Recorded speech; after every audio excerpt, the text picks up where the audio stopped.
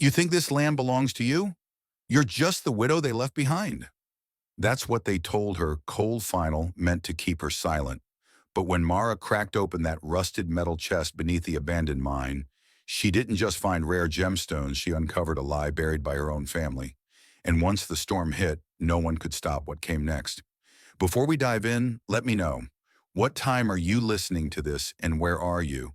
Drop a comment below, we'd love to hear from you. The parking lot behind the grocery store hadn't changed in years. Faint yellow lines marked the stalls long, faded by sun and salt.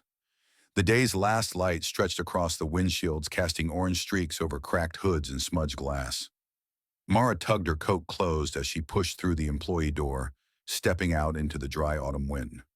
She spotted Jude right away standing beside their rust-streaked sedan backpack, slung low, one foot kicking at a bottle cap. 10 years old, already good at waiting without complaint. "Ready?" she asked. He nodded without a word, climbed into the passenger seat, and yanked the door shut with both hands. She started the engine, waited for the sluggish rumble to settle, then pulled out slowly, tires crunching over loose gravel. Mara always turned left at the second light, but tonight she hesitated. Her hand hovered over the blinker. Across the street, windows glowed in the legal office, blinds drawn halfway. A shadow slid past the glass. "Are they going to call?" Jude asked. "Probably not tonight. They said they would." Mara kept her gaze on the road and gave no reply. She steered right instead, away from the intersection. The route stretched longer, quieter. Warmth spread slowly through the car. The heater wheezed, blowing stale air across the dashboard. Above it, tucked behind the sun visor, an old photograph peeked out her Paul and Jude, taken 5 winters ago on a cheap instant camera. Paul's arm draped around her shoulder, Jude laughing into her coat. She never stared at it directly yet. She never removed it. At the next crossing, the light turned yellow. Mara rolled through. Jude leaned on the window's edge, chin resting against the glass, watching storefronts slide past. "Mom, Dad used to say, if someone's kind to you, you should trust them." Her fingers tightened on the wheel, then loosened. She kept quiet. Behind them, a horn blared faintly, too distant to matter. Ahead, the sidewalk narrowed. A man held the door for his wife as she stepped out of a pharmacy. She smiled and leaned into his shoulder. Mara shifted her eyes away. The office building appeared again a few blocks farther, different entrance, same dark glass. This time only one bulb burned above the doorframe. It flickered once, then died. Mara eased her speed. Not by choice, her body pulled back on its own. Not fear, not exactly. More like pause, as if something unnamed waited behind that door. By the time she reached the coffee shop, the unease still clung to her. The place carried that dry, metallic scent of reheated milk and too many wiped-down surfaces.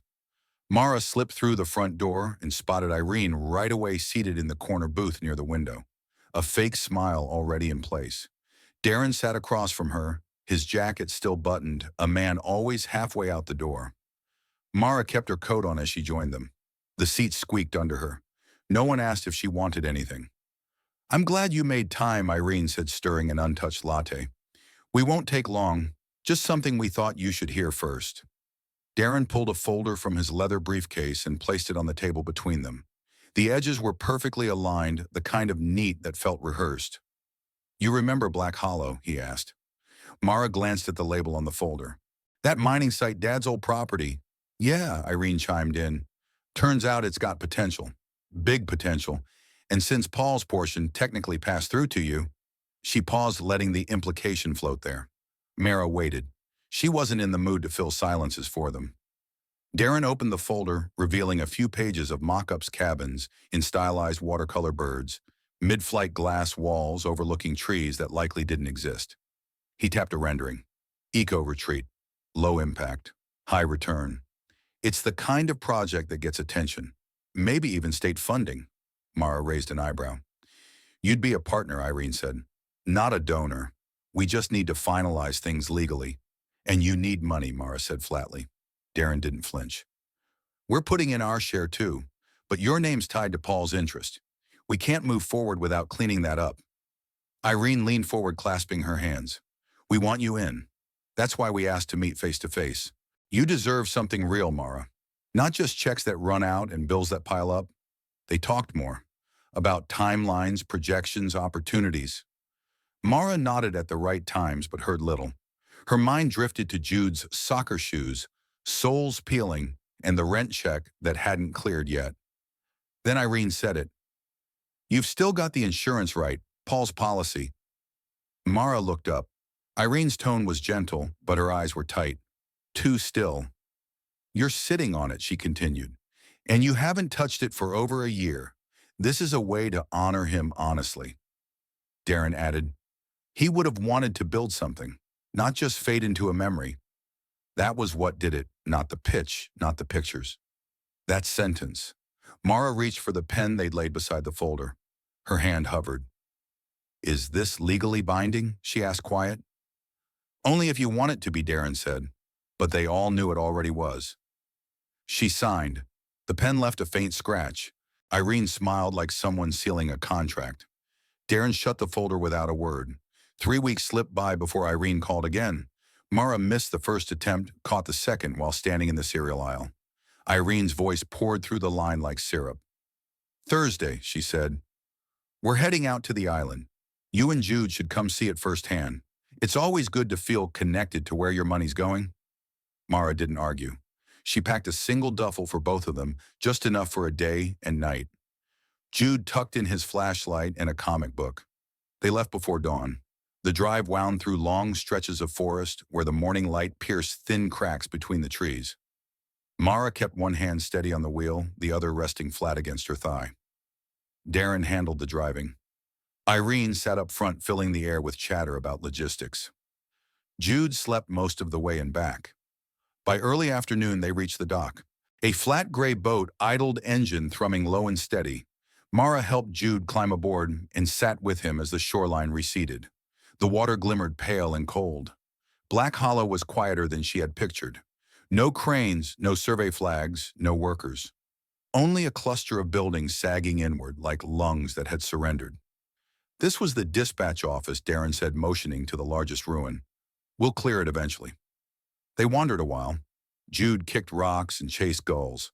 Irene handed Mara a sandwich wrapped in plastic. Conversation lagged. Then Irene checked her phone. "We've got to get back," she said. "Investor thing. Tight window." Mara frowned. "I thought you were staying." "I'll be back tomorrow," Irene replied. "Promise. Just one night." Darren added, "It'll be good for you. Get a feel for the place." They returned to the dock. Mara gripped Jude's hand, her heart beat loud in her ears with every step. The boat pulled away without farewell, without a backward look. Mara lingered at the end of the pier boots, numbed by cold seeping through the rubber soles. She pulled out her phone. No bars, not even a flicker of reception. Wind shook a rusted sign nearby, its chain clinking against the post. The buildings behind her leaned crooked and hollow, their windows gaping like mouths mid-breath. Jude dashed up with a branch. "Look, Mom," he said. "It's a sword." She nodded, then turned slowly toward the trees. Wind pressed harder as she moved, tugging at her coat and sweeping through the clearing. The gusts didn't let up. They howled through shattered panes, wormed beneath door frames, and battered the warped boards of the old mining office. Mara zipped Jude's jacket higher, pulling the hood snug before guiding him into the least damaged structure. Her boots scraped over damp gravel scattered across the floor. The roof leaked in 3 spots. Only one corner stayed dry, shielded by a slanted beam and an overturned metal cabinet. She spread the tarp there, smoothing it across cracked tiles and dragging their duffel bag onto the patch of safety. "We'll just make it a camp," she said, voice steady. Jude didn't answer. He wandered the room, prodding rusted tools and scraping a stick along the wall. Mara let him roam. There was little left that could harm him, nothing sharp, nothing alive. She took out her phone. Still nothing. No signal, no Wi-Fi, no spinning wheel searching for hope. Just a flat gray screen. She powered it off, shoved it into her coat, then found herself pulling it out again. Jude returned with a handful of pebbles and twisted wire. "Do you think they forgot about us?" Mara blinked. "What are they coming back?" She crouched to his height, brushing dust from his sleeve. "Of course they are." He studied her face, said nothing, and went back to kicking stones. By afternoon, clouds had thickened. Rain arrived first as a cold mist, then sharpened into drops that spattered across the gravel yard. Water crawled down the window glass in lazy paths, pooling in cracks of the concrete walk. Jude helped her drag buckets and old bins beneath the broken gutters. There was no electricity, no plumbing, no warmth except what their bodies could muster. She pried loose planks from a shed wall with a length of pipe, stacking them for firewood, even though they had no fire yet. A steady drip echoed deeper in the building, too measured to ignore. She followed the sound down dark hallways until she found it rain falling into a metal pail, left in perfect position beneath a leak already half full. Someone had been here. She stared at the bucket uneasy. Water itself wasn't a threat, but the precision, the way it had been placed, felt deliberate. When she returned to the tarp shelter, something shifted beyond the glass. A figure, distant, still, her body locked. She blinked and the shape was gone. Trees swayed. Nothing remained but the restless wind. Mara searched the tree line longer than she intended. Her palms tingled, every nerve insisting on the memory, even though her eyes hadn't confirmed a thing. She kept it from Jude. Instead, she unwrapped a peanut butter sandwich from the cooler, splitting it in two. They ate quietly, her gaze fixed on rust creeping across the filing cabinet's edges. Evening fell early. Shadows filled the corners first, then spread until only the faint gray of cloud cover lingered. Jude drifted off beneath a blanket, one boot still on the other, half kicked away. Leaning against the wall, Mara's aching fingers found her phone again. No signal. She powered it on just in case. The screen stayed blank. A metallic clink echoed across the courtyard. Jude stirring the wind, an animal.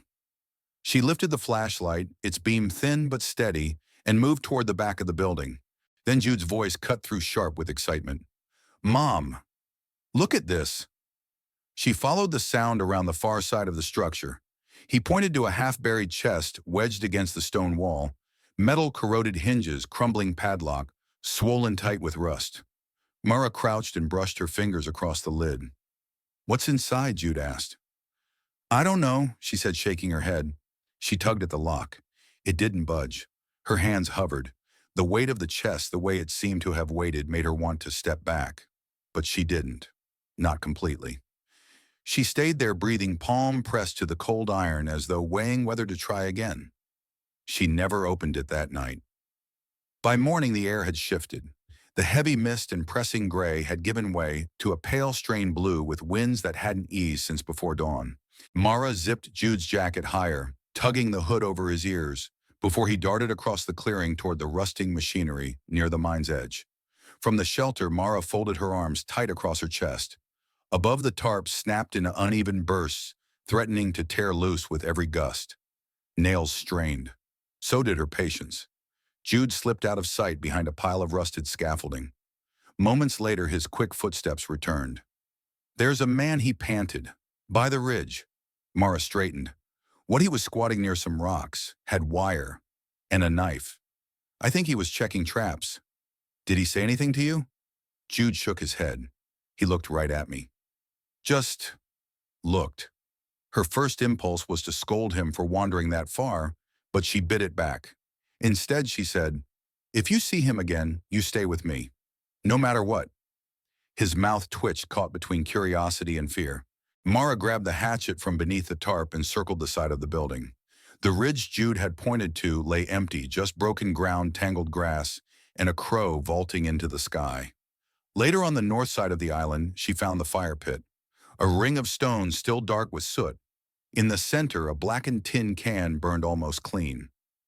Warm ashes stirred in the breeze. Whoever he was, he had slept there.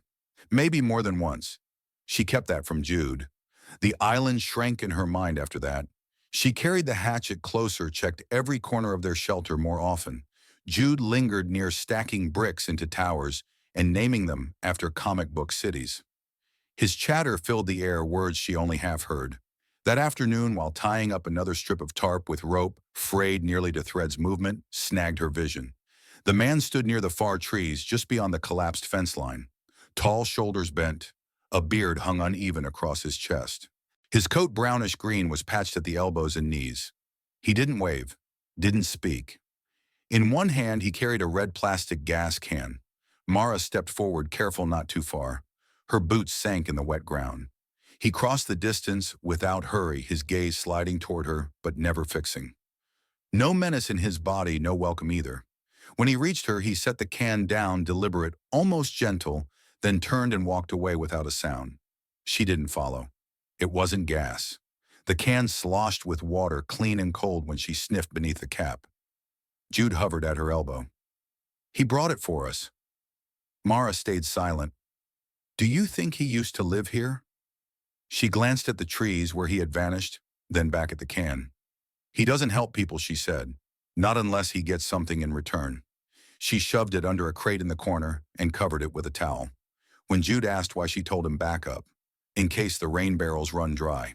That night, the wind rose higher. One corner of the tarp ripped loose, flapping like a flag. Mara braced the beam with a slab of shelving and weighed it down with bricks. While she worked, a deep cracking echoed across the yard. Not wood, not plastic. Stone shifting. She turned in time to see part of the mine's outer wall sag inward, bricks tumbling into a muted pile. Dust lifted, then silence. Jude ran up, breathless. It fell. The mine. Part of it caved in. She nodded slowly, stomach sinking, as her eyes fixed on the shaft entrance, now more unstable than ever.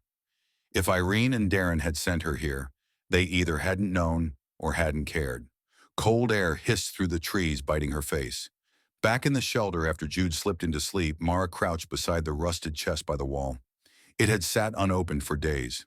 She fetched the crowbar, wedged it beneath the lid, and heaved. Metal screamed. The lock gave way. Dust swirled as the lid lifted, revealing rags, a cracked clipboard, and beneath them stones. Dozens. Some green as moss, others almost translucent. Rough, half-cut, abandoned. Mara picked one up, rolled it under the flashlight, and watched light flicker in its heart like a trapped flame. Fog pressed low across the ground, swallowing sound and color, as Mara made her way past the crumbling edge of the mine.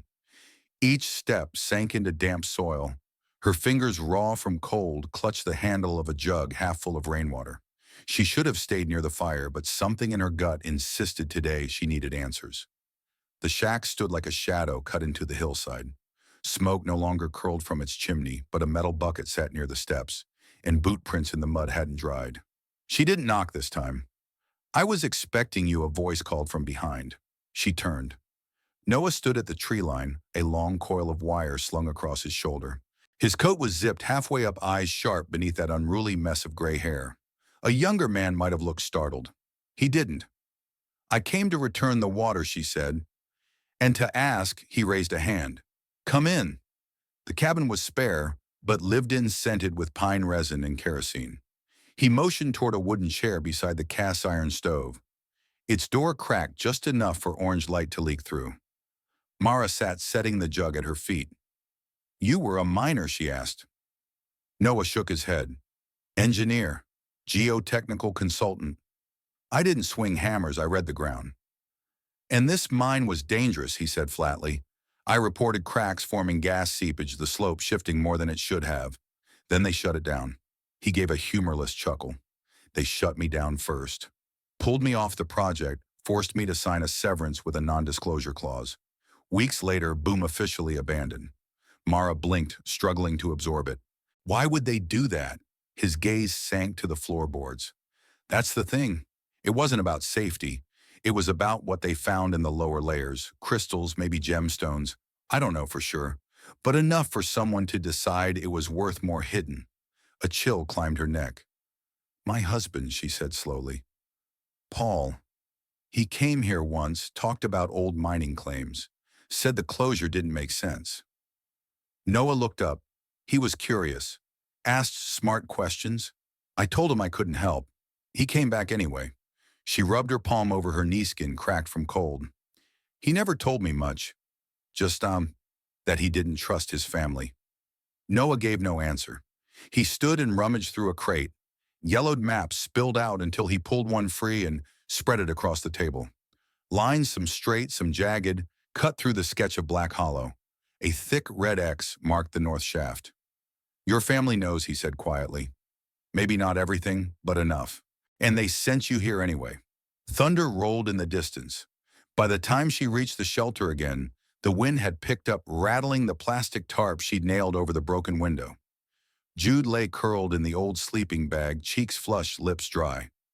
Hey, baby, she whispered, brushing his forehead. He barely stirred. She boiled the last of the bottled water, poured it into the thermos, and held it to his mouth. His eyes opened but managed only a sip before he turned away. Fever blazed through him. Panic clenched her chest. She tore through their bags, finding only a bandage and an expired bottle of acetaminophen in the travel-size kit. The bottle rattled uselessly. She wrapped Jude in every scrap of clothing they had and stared at the door. 10 minutes passed. 20. Then she seized the flashlight and ran. The shack loomed like a shape she didn't trust but needed. She pounded on the door. Noah opened before she could knock again. His eyes fell to Jude, limp in her arms, and he stepped aside.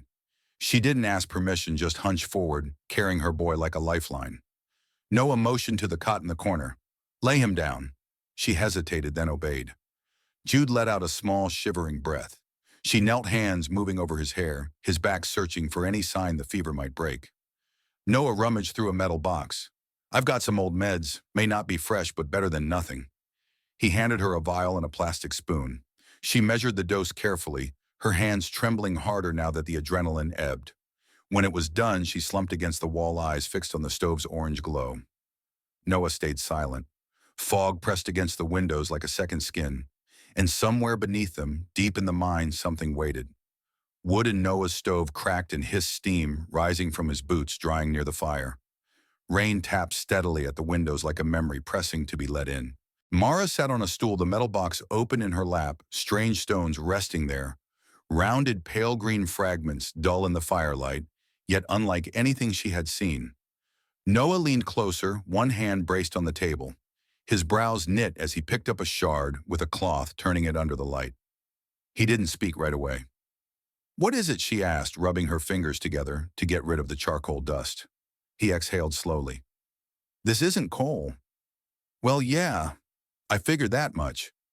He gave a brief sideways look. This is chrysoberyl, and not the common kind.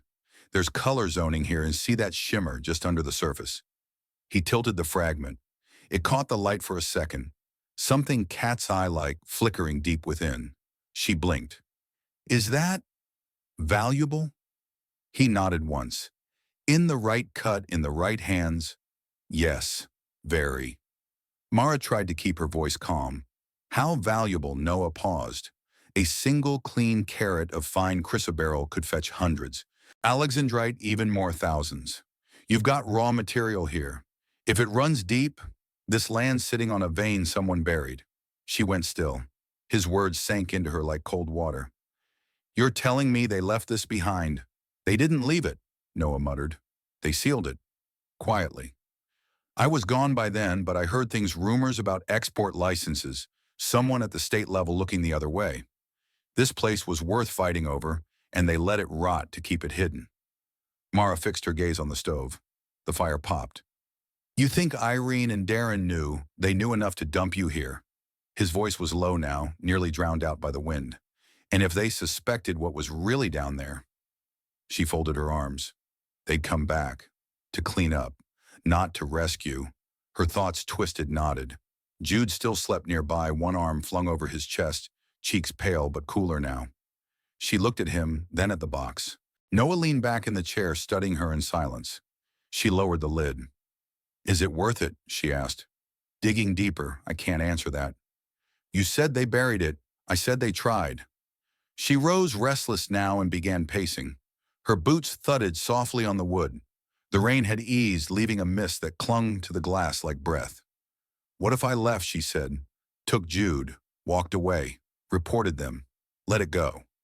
You could, but Noah reached into a drawer and pulled out a roll of old blueprints. The paper crackled as he spread it, flat, yellowed edges, smudged with fingerprints and age. He pointed to a corridor sketched beneath the surface, branching from the main tunnel like an afterthought. This section was never fully explored. They said it was unstable, but I think it was something else. Something they didn't want found. Mara leaned closer, tracing the faint lines. No one's been down here, not since the accident. She studied the markings. Her fingers hovered just above the labeled shaft, level 4. West Fork, unsealed. Jude stirred in the cot. She turned her head slightly, waited until his breathing steadied, then looked back at Noah. If I stay, she said, and keep quiet. He gave no reply, only nodded. She dragged her hand through her hair, damp curls clinging to her wrist. Her throat tightened. I'm not a prospector. I don't know what I'm doing. You know how to survive, Noah said. That's harder. The silence that followed wasn't hollow. It lingered like a decision already made. Mara turned toward the door, the storm beyond it and the mine at her back.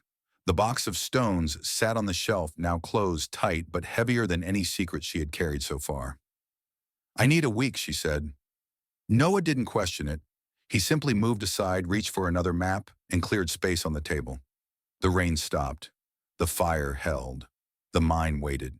The tunnel narrowed walls closing in like an old throat. Damp air clung to Mara's sleeves as she followed Noah, his headlamp flickering against stone carved decades ago. They moved in silence, boots pressing into layers of gravel, crushed glass, and soot-black dust. Somewhere far above them, sunlight filtered faintly through the collapsed shaft. Jude had promised to stay put, setting up the tarp again, near the front entrance, folding it tighter this time, in case the wind kicked up. Mara glanced back once. The tunnel mouth had vanished, swallowed by darkness. Noah stopped and tapped the beam against a rusted support. It's holding, he muttered. Barely.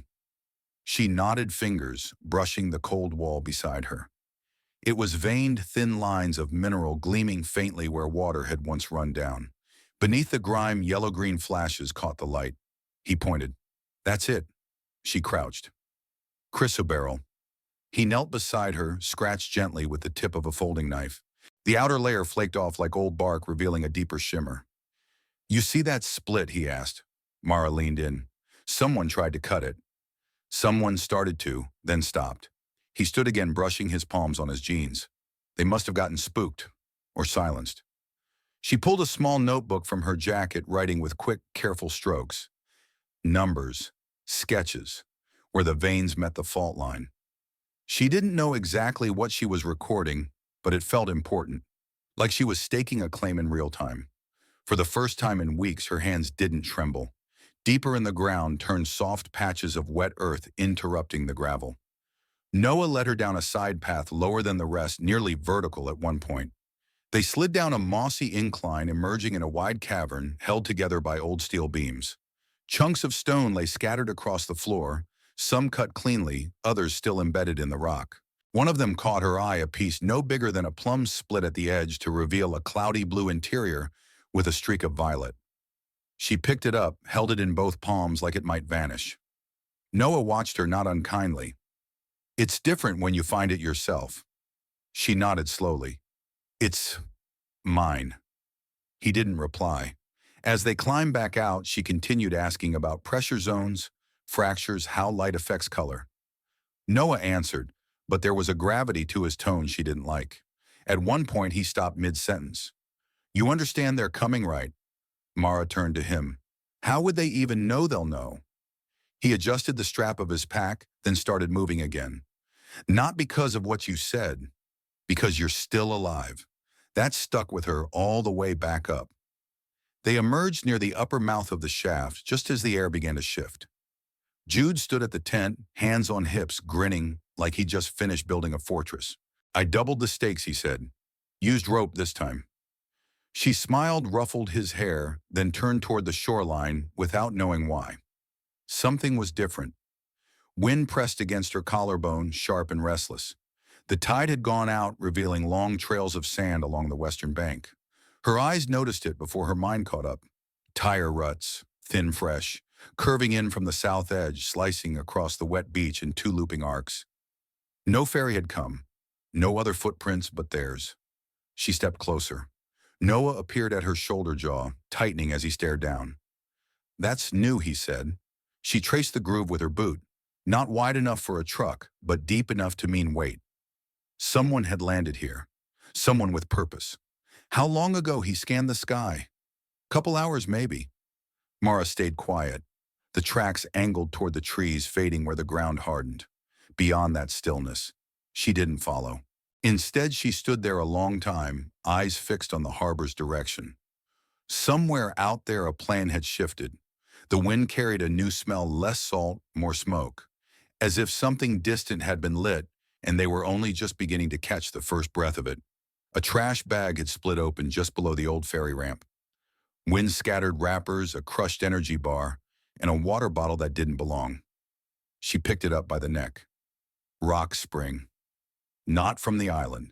She hadn't seen that label since stopping at a gas station north of Charleston when Jude begged for gummy worms. It was one of those small brands, cheap, bland, and local to the mainland. Someone had been here, not long ago, recently. She turned toward the sand. The ruts curled like claw marks into the damp shoreline. Not deep enough for a heavy vehicle, but wide. Still sharp. The wind hadn't erased them yet. No ferry had docked. No boats in sight. Whoever came had found another way or was still nearby. Back at the shack, she stayed quiet. Jude counted shells. Noah chopped driftwood without a word. She slipped the bottle into her bag and pressed her fingers to her temple. That night, sleep wouldn't come. The fire popped, throwing light against the rough wooden walls while Mara stared at shifting shadows.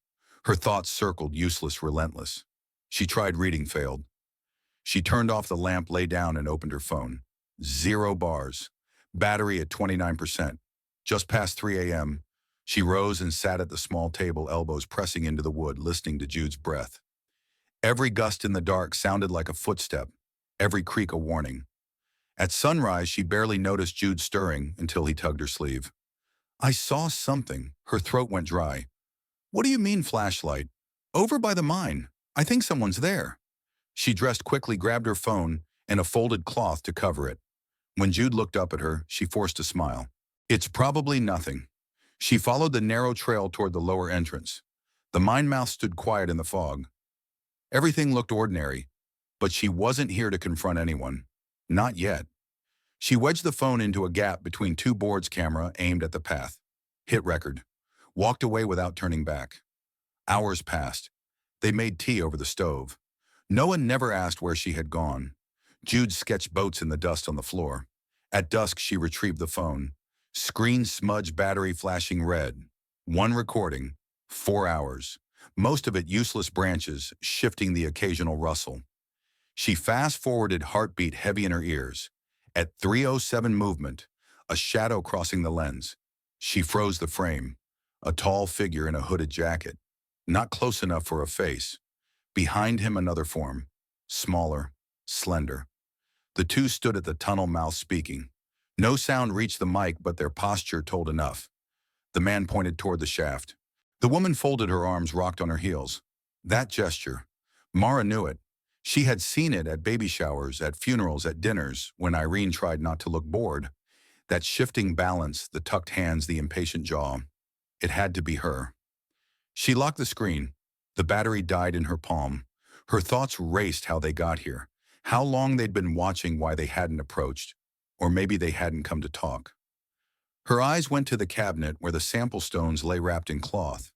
The map Noah had drawn still spread open on the counter. Twisting tunnels, forgotten shafts, the lower chamber untouched.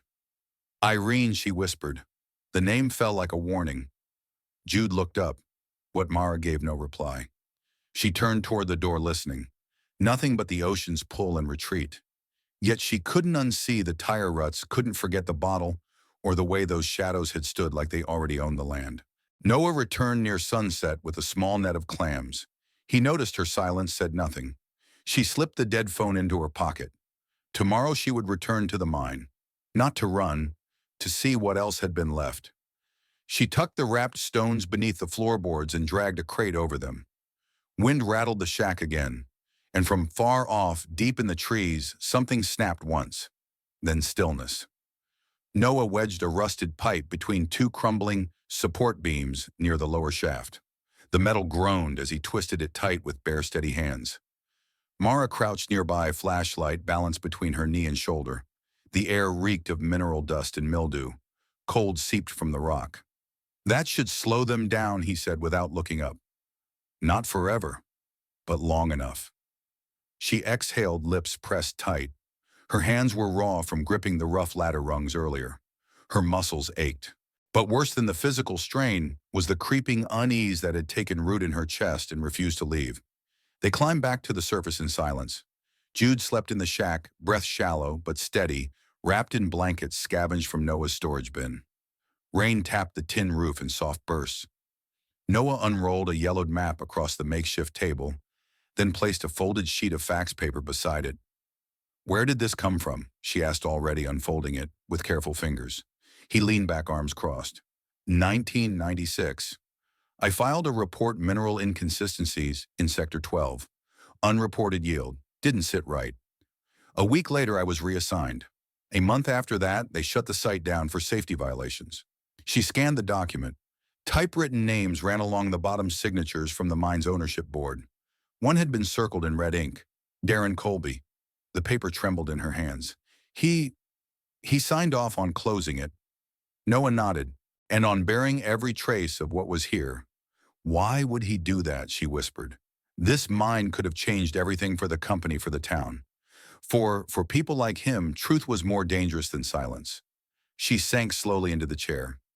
"You could have brought this forward. Media. Courts." His laugh came low, tired. "You think anyone here wants to watch dirty minerals on the evening news?" She kept quiet. He went on, voice firm. "You've got a son asleep in that room. Think hard if dragging this into daylight will keep him safe. People like Darren don't wait for subpoenas. They come at night through the back door and they don't knock." She folded the paper again, fingers stiff. "There has to be a way. There's always a way," he said. "Just not always one you survive." Rain thickened. Wind pushed against the windows hard enough to rattle the frame. Mara Rose crossed to the small transmitter they'd tried earlier, an old two-way radio mounted above Noah's desk. She twisted the dial, pressed the button. "Mayday, Black Hollow, requesting emergency evac." Anyone reading static answered. She tried 3 more frequencies. Nothing. "They're jamming us?" she asked. Noah shrugged. "Or the tower's too far. This place isn't built for rescue." A branch cracked outside. She flinched. Noah checked the door, then returned. Nothing but trees. Still, maybe a good night to sleep with one eye open. They fell quiet. Mara stared at the folded fax in her lap. Darren's name burned from the page. He had known, had looked her in the eye across that cafe table, had smiled, handed her a lie wrapped in promises, and called it an opportunity. She wanted to scream, wanted to throw the paper in his face, but she didn't even have a phone signal, let alone a lawyer. Near midnight, she double-checked the latch on the shack's only door and lit another lantern. Jude stirred on the cot, coughed once, but didn't wake. She lay beside him, eyes wide open. Then a sound, soft, deliberate. Gravel shifting against the wall. She sat up, held her breath. Another footstep. She crossed the room, lantern in hand, and unhooked the deadbolt. A flare gun rested by the frame left there by Noah. She took it. Carefully, she opened the door and stepped out. The clearing stretched still before her. Trees swayed but showed no movement beyond their own. Rain drizzled. Mist coiled along the path. Her gaze combed the tree line. A flicker, no, just shadows shifting. She slipped back in and closed the door. Jude sat up, eyes wide. "There was someone," he whispered. She nodded. Neither of them slept that night. The note hadn't been there before.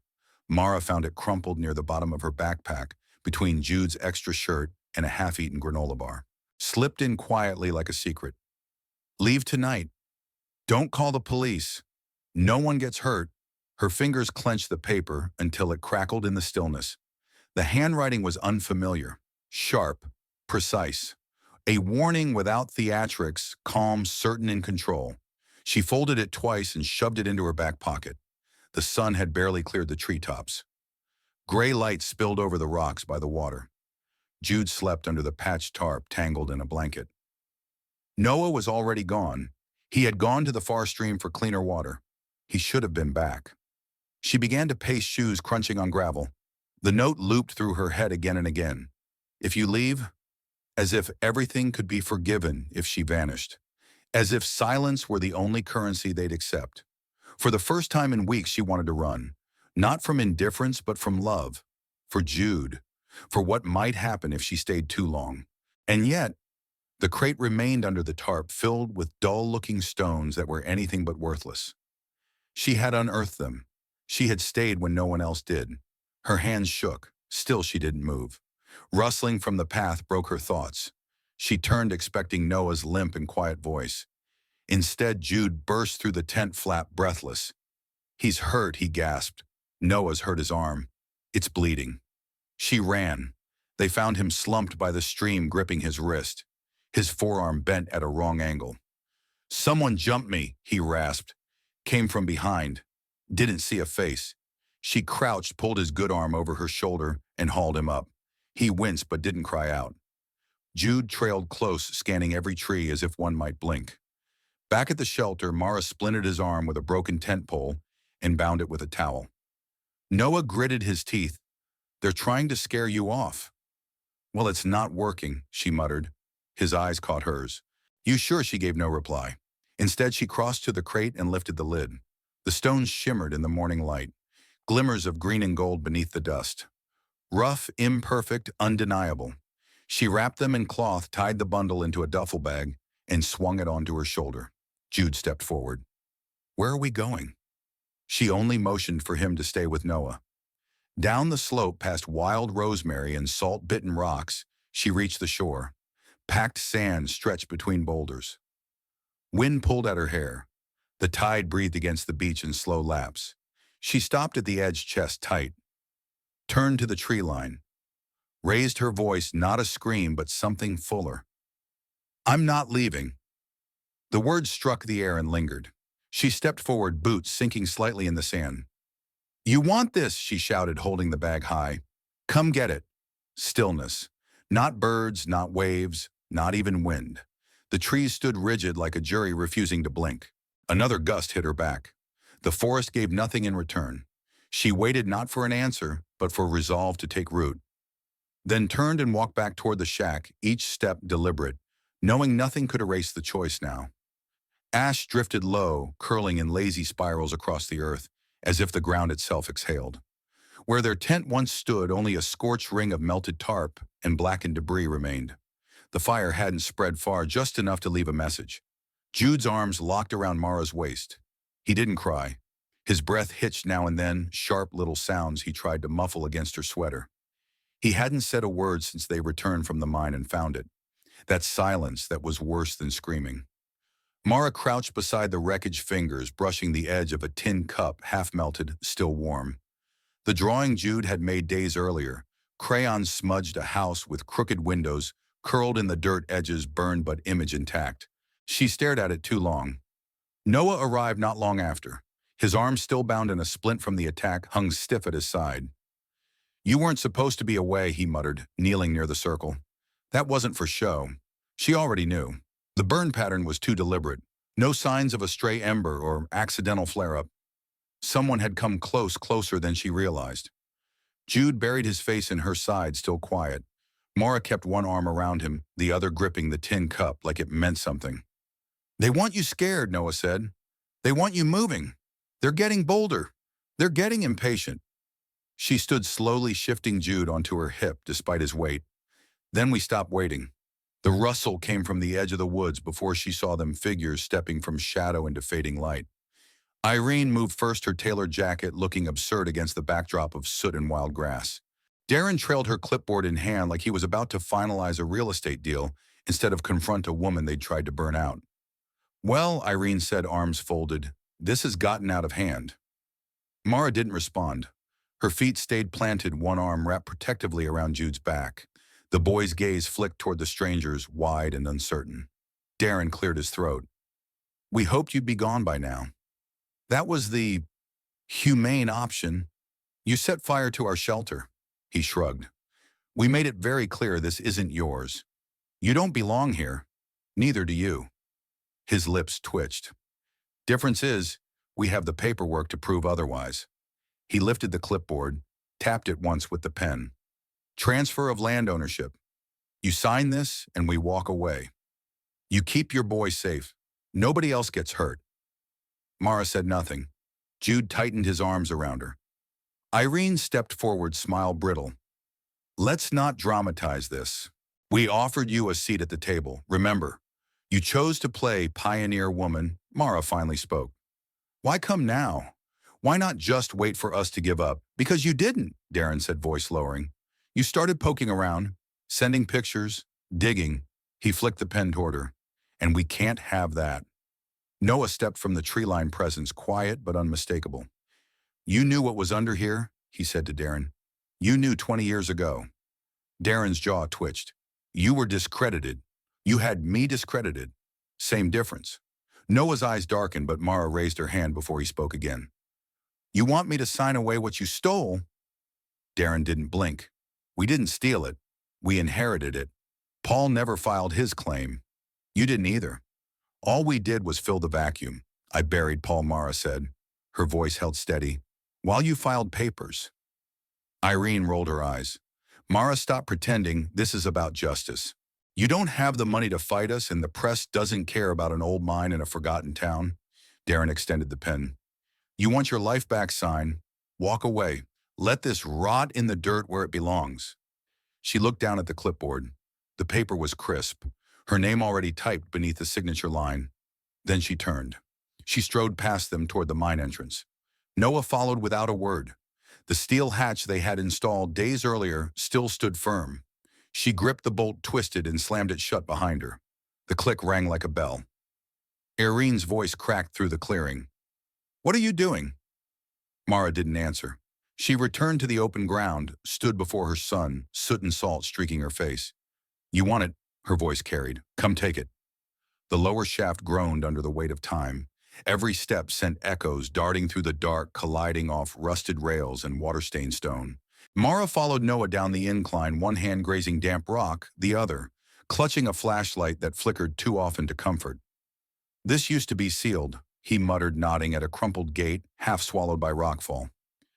Someone reopened it. Not recently. The air thickened as they descended, laced not just with dust, but with memory. A metallic tang coated her tongue. Past collapsed beams and shattered crates, a smaller passage curved right into a chamber, carved by human hands, too precise to be natural, too forgotten to be progress. Noah swept his light across the walls. Steel brackets sagged from the ceiling, and in the far corner behind a drooping canvas tarp, machinery waited dormant but intact. A mining rig half dismantled. Nearby crates of core samples with yellowed tags curling at the edges. Dust-covered tools still lay where they had been dropped, as if abandoned mid-shift. What is this place, she asked. A holding room, he said quietly. For what they didn't want on the books. They pressed farther in. On a rust-stained shelf sat a small metal box. Noah cracked it open. Tangled wires spilled out along with a VHS camcorder, bulkier than Mara remembered from childhood, but still unmistakably functional. No way this still works. It doesn't have to, he said. It just has to hold the tape. He popped the hatch. The cassette slid out heavier than it looked. The label had faded, but she could just make out the initials scrawled across it. PC Paul Colby. Her breath caught. Is there? There's a generator in the old storeroom. I can wire it up. It took time. Time she filled by brushing dust from the tables, from brittle blueprints from a file cabinet whose drawers refused to budge until she leaned her full weight against them. They burst open with a metallic Yelp tags, rock samples, hand-sketched maps. By the time Noah had coaxed the generator to life, the air hummed with anticipation. He connected the camcorder to a portable screen, an old inspection monitor mounted on the wall. Static jittered, cleared, then resolved into an image, 5 men crowded in the same room they stood in now. Younger, cleaner, focused. One of them was Paul. She stepped closer as if proximity could breach the decades. They were mid-conversation. The audio was grainy but clear enough. If we report the Chrysoberyl, we lose our stake. A taller man, likely Darren's uncle by the resemblance, crossed his arms. We bury it, document it, log the coordinates, and shut it down. Someone else added, it's safer that way. No press, no permits, no eyes. Paul's voice came in, last softer than the others. You're asking me to lie. No one replied. He shifted his stance, looked toward the camera as if he sensed something watching. I'm not sure who we're protecting anymore. The tape jumped, static, swallowed the image, then returned. Paul again, alone this time, holding a small velvet pouch. If anything happens to me, he said, eyes locked with the lens look where we left the maps. The truth's in there, and I didn't agree to all of this. He stepped back, opened a steel cabinet behind him, slid the pouch into a compartment marked with a faint red X. The footage ended. Silence reclaimed the mine. Noah exhaled slowly. he tried. Mara didn't speak. Her throat tightened around something that wasn't grief, not exactly. It was more tangled than that. Her husband had stood in this very room torn between loyalty and conscience, and he'd chosen something in between. She turned to the cabinet. The red X had faded, but the outline remained. She knelt and pressed against it. The latch stuck, then gave way. A velvet pouch. She drew it out carefully. The fabric had stiffened over time, but within stones. Dozens of them. Chrysoberyl, cut, polished, perfect. She didn't cry. Her hands shook, but her eyes stayed dry. Paul hadn't saved her. He hadn't warned her. But maybe in the only way he could, he'd left her something. Not just wealth, not just proof, but a beginning. Noah stood beside her wordless. She closed the pouch and held it to her chest. They thought this place would bury the truth. Noah didn't answer. He simply handed her a faded envelope pulled from the generator's supply crate. Her name was written across the front in Paul's handwriting. She didn't open it. A windless hush filled the lower shaft, thick with dust, and the weight of what had come before. Mara followed the curve of the tunnel, flashlight beam, flicking over rusted rails and collapsed beams.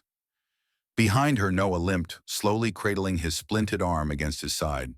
The silence between them wasn't tension. It was respect, like two people holding their breath in a church made of stone. The cavern opened wide at the end of the passage, and Mara paused at the threshold. The air was colder than before. The steel locker still stood in the far corner, half-shadowed beneath the rocky overhang. A memory of Paul's voice brushed the back of her mind.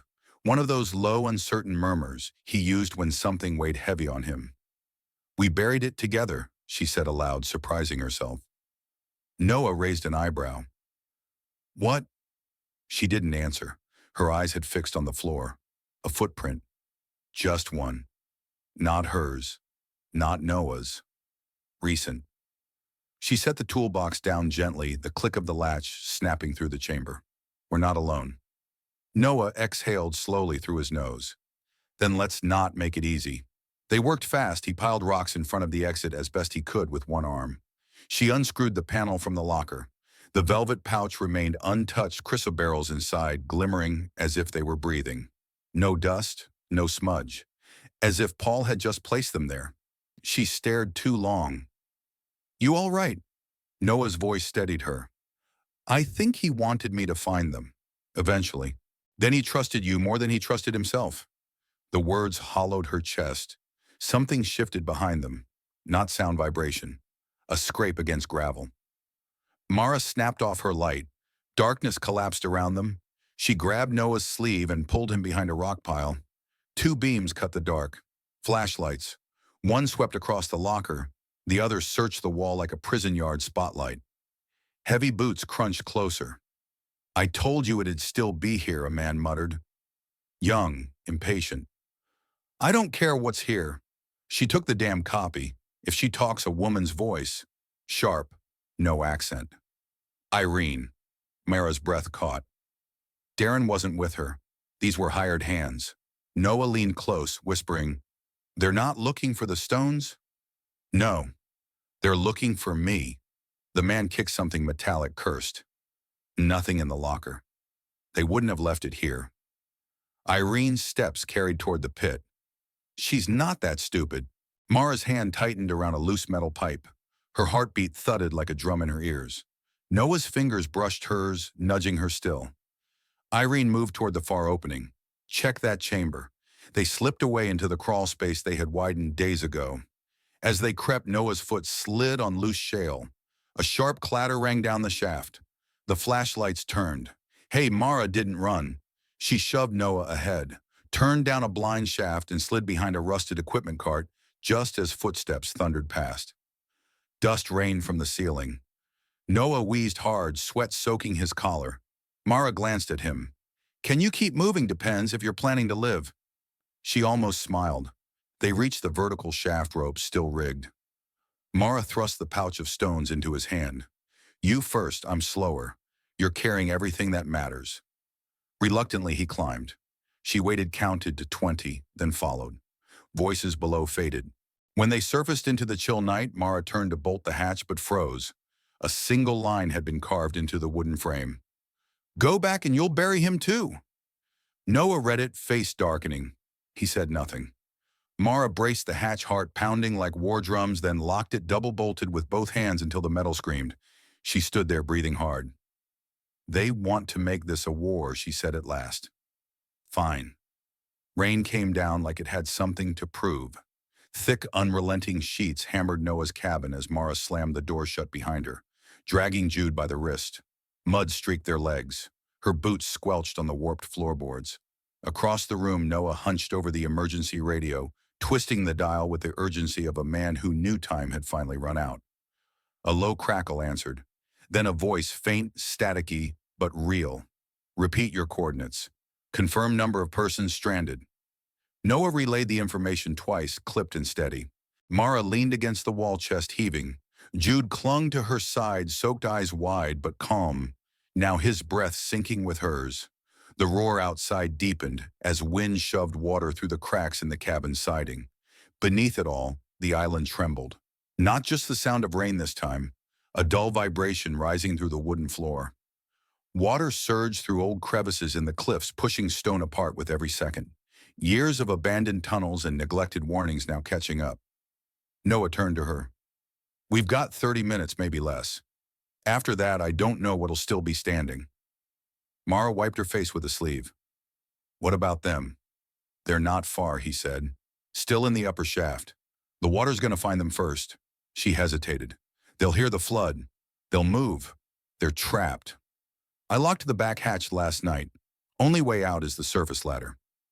Mara grabbed the spare flashlight from the crate. Then I'm going. Mara, not for them. For the evidence. The camera's still running. She was already out the door before he could argue, Jude calling her name as the rain swallowed everything. She didn't run. Running meant slipping, falling. She moved low, fast, steady past the charred outline of their old tent across the stream, now swollen into a hissing artery. The mine entrance gaped ahead, water lapping at its threshold. She plunged in. The corridor roared with echoes, her light catching wet stone, then metal there. The motion-activated camera still blinking. She ripped it free and turned to go heart-pounding, like fists on a locked door. That's when she heard them, screaming. Not words fear, raw, high, desperate, echoing from the far chamber. She didn't move toward it, just stood breath-ragged mud soaking her jeans. The camera weighed like a brick in her hand. She turned and left them there. The rescue boat sliced through the gray waves beacon, sweeping until it caught the cluster of figures on the bluff. Noah waved them down with a tarp tied to a broken oar. Mara stood nearby, one arm around Jude, the other, clutching a wrapped bundle to her chest. The camera rested within it, dry, undamaged. Two men in orange vests leapt off the boat and shouted coordinates. Another helped Noah aboard. A woman stepped forward, short, middle-aged state badge on her coat, and came toward Mara. You the one who called? Noah answered. She's the one who survived. Jude pressed close. Mara nodded once. There are two more. At the southern shaft. The woman tilted her head. Anyone injured? They'll lie and say they were Noah, muttered. The officer's radio crackled. Copy that, we got visual. Two adults waving from ridge opening. Sending second team. Mara didn't look. She sat on the dock watching surf tear through the lowland trails they'd walked days ago. The mudslide had already buried most of the mining path. In hours, the shaft would vanish beneath water and time. She stayed silent, jaw loosening, as the cold finally lifted from her chest. Minutes later, she saw them. Irene and Darren, dripping and pale, swaddled in emergency blankets. They argued with responders, gesturing wildly. One rescuer lifted a handheld camera and pressed record. Mara couldn't hear the words. She didn't need to. Their mouths moved fast, furious, desperate. The camera caught it all. On the shore, as dawn broke through thinning rain, Mara led Jude across the wet sand. The dock faded behind them. The ridge, too. The sea washed clean the place where tire tracks had once scarred the shore like knives. Now only footprints remained. Two sets side by side leading back toward land. Rain streaked the window pane as if it couldn't quite forget the island. The rented apartment in Charleston was too clean, too beige, too quiet. Jude had fallen asleep on the couch, still wearing one shoe curl's damp cheek pressed to a cushion. Mara draped a blanket over him, then flicked off the kitchen light, letting dust settle across the room like a breath she didn't dare disturb. She moved slowly, deliberately, as if her body hadn't caught up to the fact they were back on solid ground. No salt in the air, no wet stone, no wind rattling walls, no muddy prints trailing her steps. Still, her muscles stayed tight, waiting for some echo of the island to follow them through the door. From the flap of her bag, she pulled out the envelope. Its edges were creased corners, softened with time and handling. Paul's handwriting, tight slanted, had already begun to fade. She hadn't read beyond the first paragraph the night it arrived weeks after his death. Back then, the words felt like pebbles tossed into a bottomless lake. Meaningless, weightless, nothing mattered. But now, with Jude asleep and the world no longer crumbling beneath her feet, she unfolded the paper. Mara, if you're reading this, I didn't get to finish everything I meant to fix. I know I should have told you sooner about the land the Colbys know, about Irene. Her thumb traced the indent left by his pen. I owe Irene my life in ways I can never repay. When I was a kid, she found me in a place I never talk about. She got me out. She fed me, got me into school, kept me breathing. That kind of debt doesn't disappear. Mara's throat tightened. The radiator clicked behind her, but she barely heard it. But then I found something. Old samples. Reports Noah showed me when the mine was supposed to be empty. I started asking questions. Quietly. Irene told me to stop. Said I didn't understand the pressure she was under. And maybe I didn't. But the deeper I dug, the more I saw what this place could be, what it should have been all along. A drop landed on the page.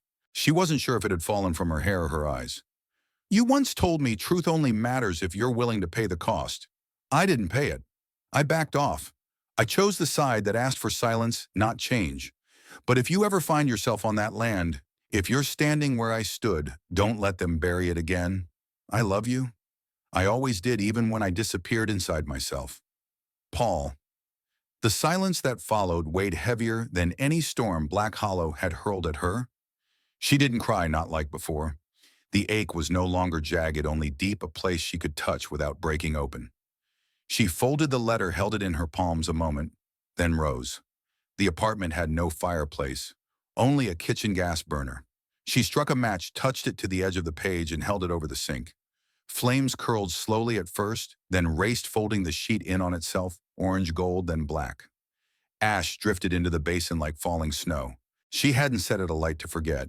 She did it because she finally understood it could never be undone. Behind her, Jude stirred in his sleep. She left the sink, sat at the small dining table, and pulled her notebook from the bottom of her bag. The cover was warped from damp. She flipped past stained pages, sketches of stone samples, and rough tunnel diagrams until she found the last clean sheet. The pen hovered. Then she wrote, Plan for Black Hollow, Community Development. Beneath it, one bullet point, rebuild, not erase. Let the truth stand. The wind shifted outside, gentler now. No salt in the air, only the hum of tires on wet asphalt, the thrum of city life returning. She didn't turn toward the couch. She just kept writing. The courthouse smelled of old carpet and lemon cleaner. Light filtered through high windows, casting pale rectangles across the gallery floor. Mara sat still on the wooden bench, hands folded in her lap sleeves of her navy blouse, hiding the calluses still raw on her palms.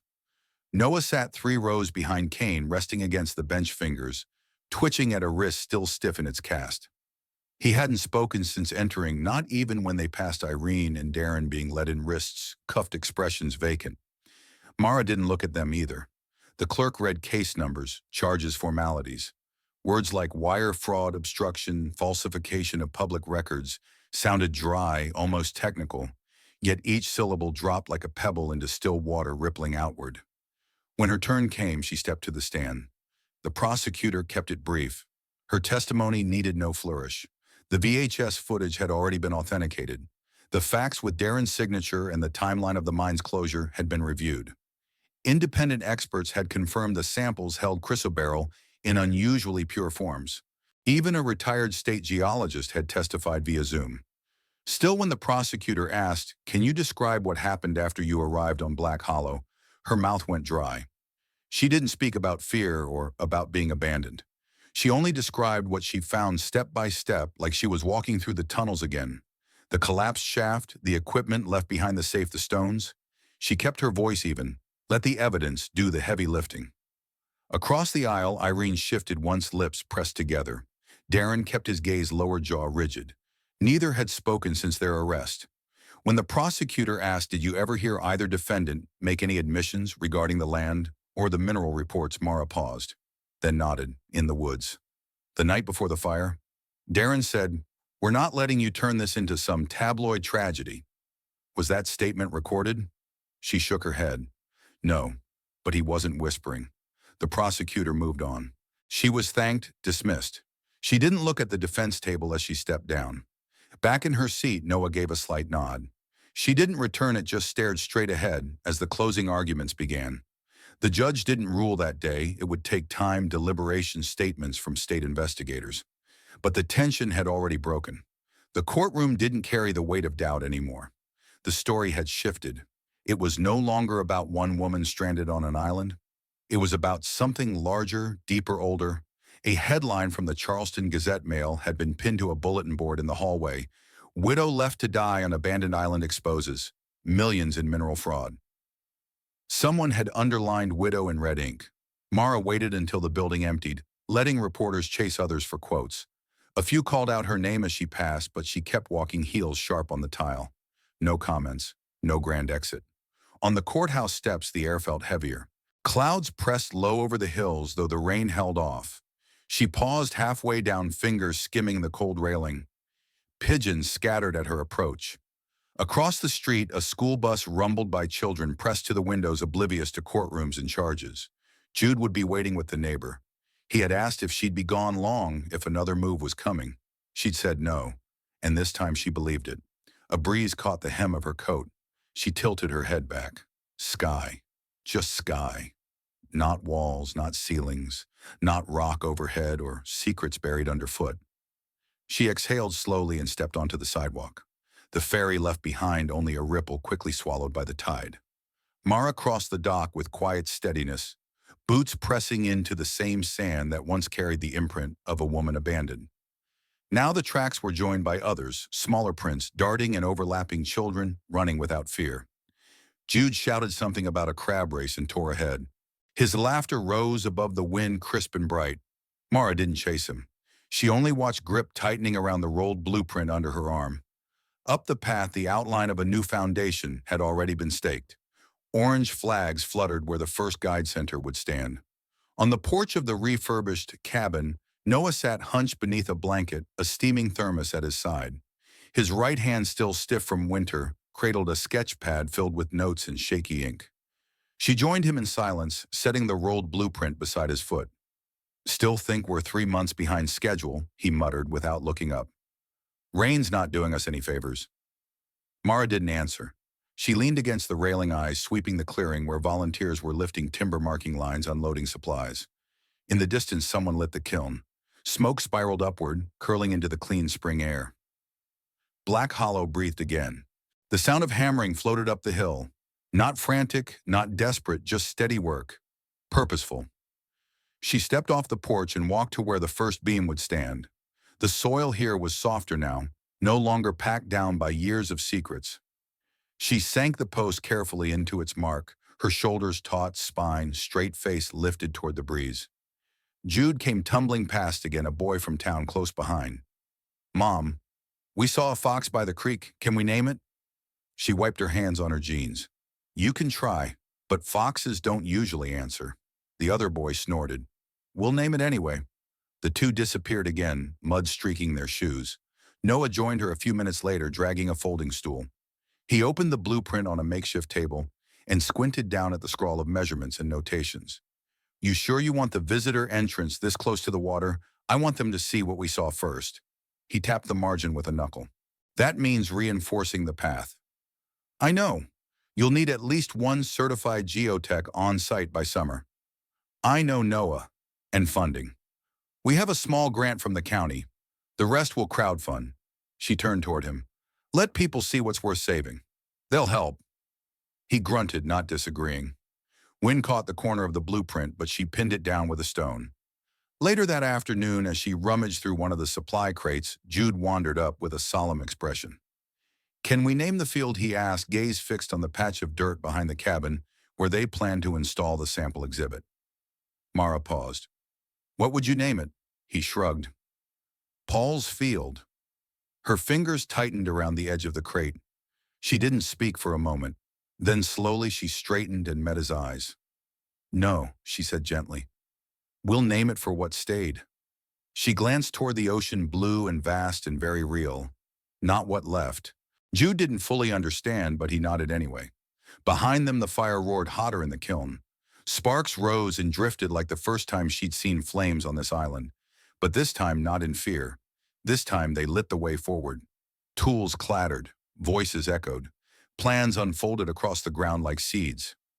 Mara turned once more toward the clearing where wood met sky and the earth welcomed its purpose. Her hands ached in a satisfying way. The past still lingered, but not like it used to. It no longer claimed her bones. At the base of the foundation, someone had scrawled a name into a corner post. She ran her thumb across it and smiled. Black Hollow, for the living. Smoke curled from the chimney. A hammer struck rhythm into the air, and a mother stood in the middle of land once deemed worthless, now claimed not by greed, but by hands building something that could last. Some wounds don't heal by forgetting they heal when we choose to remember to rebuild and to reclaim what was taken. Mara's journey wasn't just about survival, it was about turning silence into strength and loss into legacy. If this story moved you, don't forget to subscribe for more emotional stories like this one. Every week we bring you powerful tales of healing, betrayal, and redemption.